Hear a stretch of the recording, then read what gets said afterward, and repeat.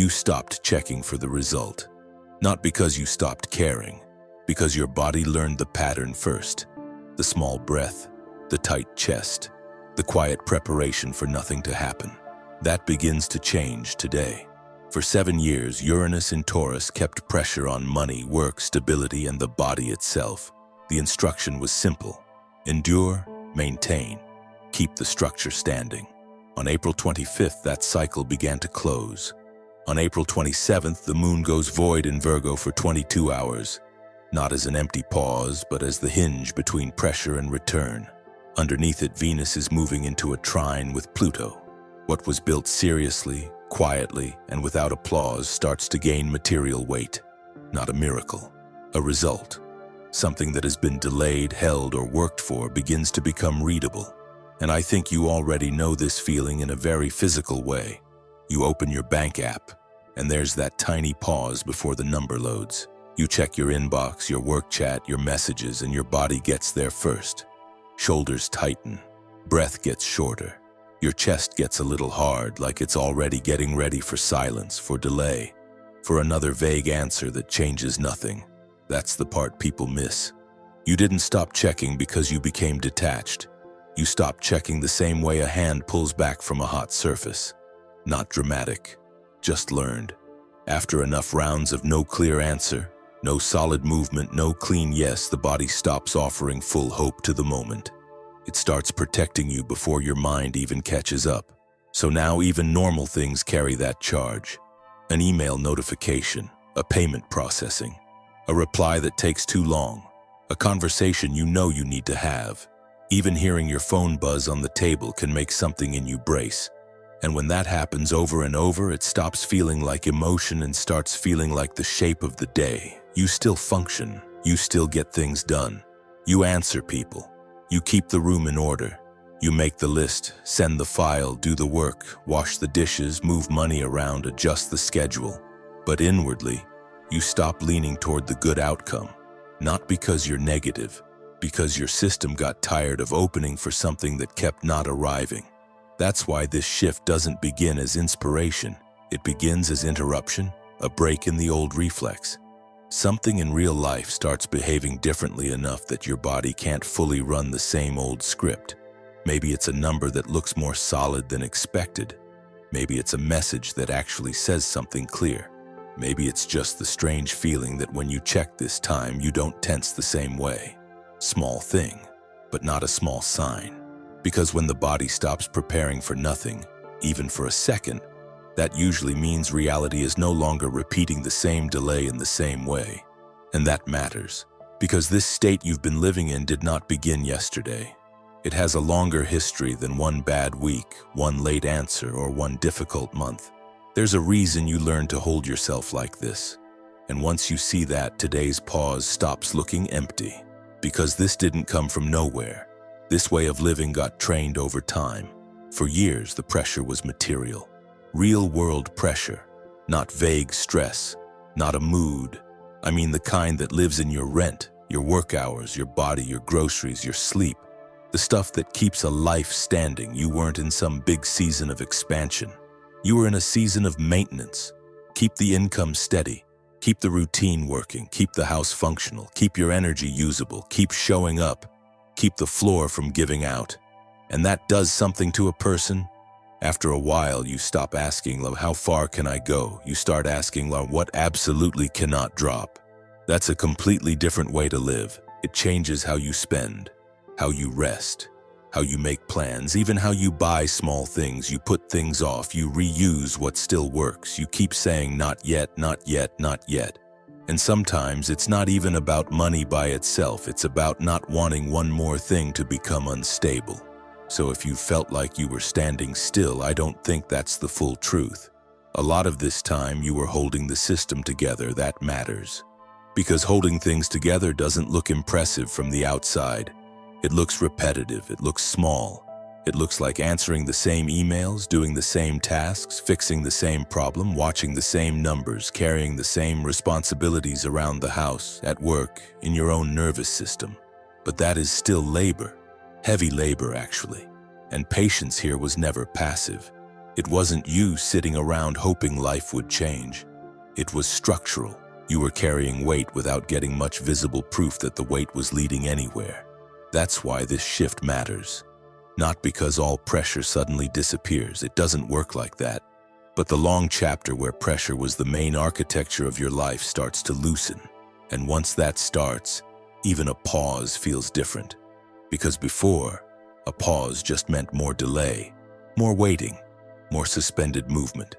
Now it starts to mean something else. Now it can mean the system is changing shape. You may notice this first in really ordinary places. The workday feels a little less like survival. A task you've been dragging around starts moving. A practical conversation gets easier. A number becomes less abstract. You look around your room, your desk, your schedule, and something in it feels less pinned down, not solved, just not locked the same way. That's the point. You were never failing to move, you were managing load, and there's dignity in that, whether anybody saw it or not. So when this next window opens, don't read yourself as someone who wasted time. Read yourself correctly. You were keeping the structure up during a cycle that asked for endurance more than growth. And now that cycle is beginning to close. Which means the pause coming next is not just empty space. It's the first sign that pressure is no longer the only language the day knows how to speak. And this is where the day gets interesting. Because the pause coming in isn't the same as a dead stop. Tomorrow morning the moon goes void in Virgo and stays there for almost a full day, all the way into the next morning. So yes, life keeps moving. People still go to work, emails still land, bills still exist, the sink still has dishes in it, your phone still lights up, but the usual forward pull gets quieter. That's the part to notice. Not nothing is happening. More like, the old way of tracking what's happening doesn't work for a minute. And honestly, that can mess with you if you're used to reading every delay as bad news. Because when you've lived under pressure long enough, any pause starts to feel suspicious. You send the message and check again. You open the app and refresh. You look at the calendar. You reread the thread. You start trying to figure out whether silence means no. But this one isn't built like that. Virgo makes it very plain, very practical. This isn't some dreamy, floating kind of pause. It shows up in normal life, in the schedule, in the spreadsheet, in the inbox, in the number that still hasn't fully settled, in the task that's active but not final yet. So the day can look completely ordinary from the outside and still be turning underneath. That's why I wouldn't treat this as an empty day. It's more like a hinge. The door isn't wide open yet, but it's not sealed shut either. And there's something important in the way this pause begins, because the last contact before the moon goes quiet is a sextile to Jupiter. That matters. It doesn't feel like a hard cutoff. It feels more like the space stays open. Like the answer isn't here in full yet, but the room around it has changed. You may feel that as a weird kind of relief you can't explain right away. Not excitement, not certainty, just less distortion. A reply doesn't have to arrive instantly to mean something. A delay doesn't automatically mean refusal. A number can still be forming without being lost. A conversation can be in motion even if nobody is saying much yet. That's the correction. So if tomorrow feels slightly off, slightly suspended, don't rush to fill the space. Don't create noise just because the old panic wants movement. Don't push the call. Don't force the answer. Don't go hunting for proof every 10 minutes. Look instead at what got cleaner. What part of the situation feels less foggy than it did? What in your work, money, paperwork, timing, or messages is easier to read now, even if it's still unfinished? Because that's what this pause is doing. It's not removing life from the day. It's removing some of the false urgency from the way you read it. And once that happens, something else becomes possible. You stop treating every gap like rejection. You start seeing that a pause can also mean the structure is shifting. And that matters even more because this isn't only about the pause itself. It's about why this one starts giving weight back to something that's been building quietly the whole time. And this is the deeper part of it. Because what's changing here is not your mood. It's the weight of things. Something that's been sitting in the background for a long time, half formed, half visible, starts to feel more solid now. Not louder, not more dramatic. Just heavier in the real sense, more real, more costly, more valuable, harder to dismiss. That's the shift. What you built quietly starts to show mass. And I mean that in ordinary life terms. A number stops feeling theoretical. A work offer stops sounding polite and starts sounding usable. A conversation stops being vague and starts carrying consequence. A person shows what they mean by what they do, not by what they say. That's why this hits so personally for people who've been carrying things without much return. Because when you've had to do a lot without applause, without quick proof, without immediate payoff, you can start assuming that the invisible part will stay invisible forever. Like the work only counts once somebody names it, like your loyalty only counts once somebody mirrors it back. Like the effort only becomes real once it lands as money, commitment, a signed thing, a confirmed thing, an actual response. And this is where that begins to change. Not with a big emotional release, more with evidence. You might literally feel it through objects. A document on the table, a message you reread because this time it actually says something. An invoice, a contract, a booking, a transfer, a number in an account that finally looks less imaginary. Even a person sitting across from you sounding more serious than they did before. That's the language of this part, not fantasy, density. And that matters because this isn't random luck dropping out of nowhere. It's more like something has been compacting for a long time under pressure. And now it's becoming visible enough to hold in your hands. That's why the return here doesn't look flashy. It looks credible. It has weight to it. And I think that's important because a lot of people are so used to unstable movement that they only recognize change when it comes in loud. Fast message, big promise, sudden rush, huge emotion. But this is different. This kind of shift is quieter than that. It's the moment when something stops being a maybe, not fully finished yet, but no longer made of air. So if you notice yourself downplaying what's appearing now, pause there. If something in your work is being taken more seriously, notice it. If a person is showing actual consistency, notice it.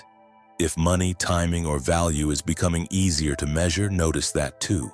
Because this is not about being in a better mood. It's about the fact that something you've been building in silence is starting to sit in the world with real weight.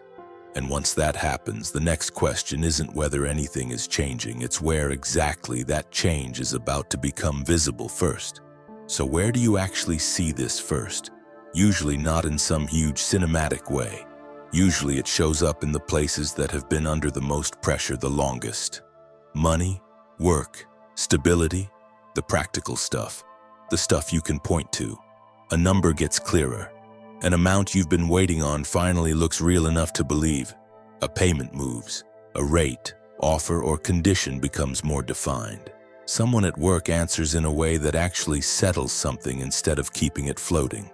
You look at your calendar, your invoices, your messages, your notes, and one piece of the puzzle stops feeling hypothetical. That's important. Because this kind of shift doesn't need to fix your whole life at once. It just needs to make one area more legible. And once that happens, your whole system notices. You might feel that in your body almost right away. Not as some giant release, more like a small drop in the brace. Your shoulders come down a little. Your stomach doesn't clench the same way when you open the app. You read a message without instantly preparing for disappointment. You sleep a little heavier. Or you wake up and realize your first thought isn't pressure. That matters too.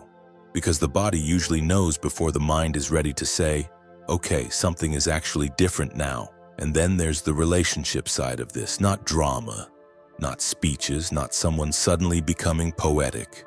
More like proof through action. A person follows through. A conversation gets simpler. Someone becomes easier to trust because they're finally being clear.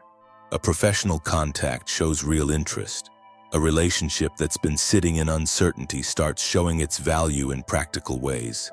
Time, effort, consistency, a real offer, a real choice. That's the theme here. Not fantasy, not promises, wait. So over the next day or two, don't look for a giant sign. Look for what's getting easier to read. What number is less foggy? What work situation is more concrete? What message actually says something now?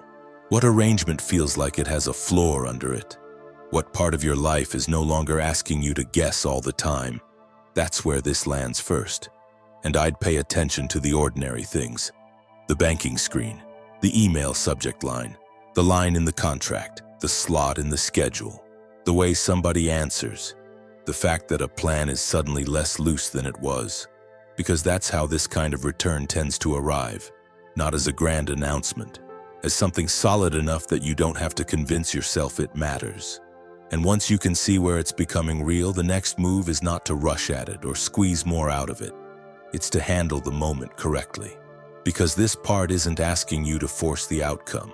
It's asking you to notice what is already starting to hold. So if you do anything in this window, let it be this. Don't start knocking on doors that are still clearly shut. Don't send the extra message just to kill the feeling in your chest. Don't turn one quiet hour into a whole story about being ignored. And don't make yourself prove your value one more time just because you're used to pressure being the thing that creates movement. That habit is old. It makes sense. But it doesn't fit this moment, because this isn't really about making something happen. It's about reading what is already starting to happen without smothering it. That can look very ordinary. A message you answer carefully instead of fast. A document you read one more time because now the wording actually matters. A number you stop fighting and finally let yourself register. A conversation you don't chase because the other person is already showing you enough. A space in the schedule that suddenly feels usable, not theoretical. That's the work here, not passivity. Just clean attention. You're not doing nothing. You're noticing where reality has started to answer on its own. And for a lot of people, that's harder than forcing. Because forcing feels active, it feels safer, it feels like if you push hard enough, maybe you can stop the old outcome from repeating. But sometimes pushing is just fear trying to get there first. And right now, the better move is simpler than that. Watch what has weight. Watch what holds its shape. Watch what gets clearer without you squeezing it. Watch who follows through without being managed. Watch which offer, number, reply, or opening keeps feeling more real when you come back to it. That's the door. Maybe not wide open yet, maybe not dramatic, but no longer stuck. And when you see that, treat it with respect, not panic, not hunger, not a rush to turn one sign into 10. Just let the real thing be real. Let the serious thing be serious. Let the solid thing become solid enough to trust. Because patience ends badly when it turns into desperation at the last second. It ends correctly when you can tell the difference between dead silence and something quietly beginning to move. The shift is already quieter than expected. No dramatic rescue. No sudden proof that everything was worth it. Just a cleaner sense of what is real, what has weight, and what no longer needs to be chased. The body may still brace out of habit, but the situation is not the same. Something that used to feel suspended now has a direction. A response carries more meaning. A number becomes easier to read. A relationship, offer, or practical opening starts to show its true value. The next step is not to force the door. It is to notice which one has already begun to move.